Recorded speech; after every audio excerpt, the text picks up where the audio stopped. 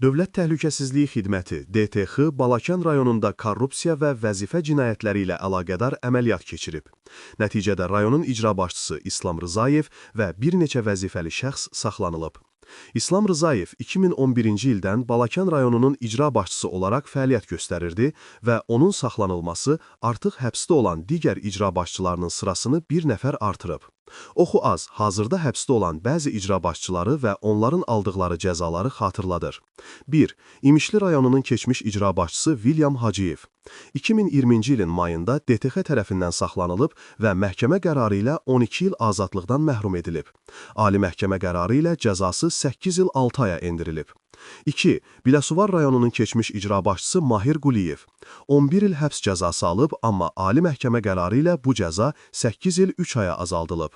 3. Neftçala rayonunun sabiq icra başçısı İsmail Vəliyev. O, rüşvət alarkən DTX tərəfindən tutulub. 10 il həbs cəzası alıb, 2024-cü ilin fevralında Ali məhkəmədəki iclasda cəzası 6 il 2 aya endirilib. 4. Cəlilabad rayonunun keçmiş icra başçısı Namiq Zeynalov.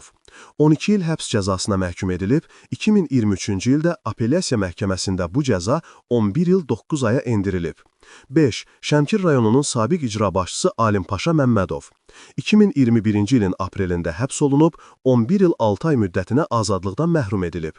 Cəzası apellyasiya məhkəməsi ilə 10 il 6 aya azaldılıb. 6. Ağstafa rayonunun keçmiş icra başçısı Nizaməddin Quliyev. 2021-ci ilin sentyabrında COVID-19 səbəbilə vəfat edib. O, 9 il həbs cəzası almışdı. 7. Yevlax şəhər icra başçısı Qoca Səmədov. 7 il 3 ay həbs cəzasına məhkum edilib, lakin apellyasiya məhkəməsində bu cəza 5 il 9 aya endirilib və 2023-cü ildə azadlığa buraxılıb.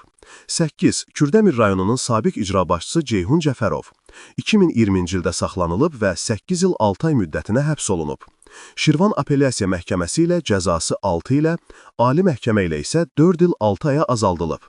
2025-ci ilin fevralında azadlığa çıxıb. 9. Qax rayonunun icra başçısı Musa Şəkiliyev. Bu ilin iyununda DTX tərəfindən saxlanılıb və dövlət əmlakını mənimsəmə ittihamı ilə həbs edilib. İyulda 4 ay müddətinə həbs qətimkan tədbiri seçilib, oktyabrda isə bu müddət daha 4 ay uzadılıb. Məhərrəm Əliyev.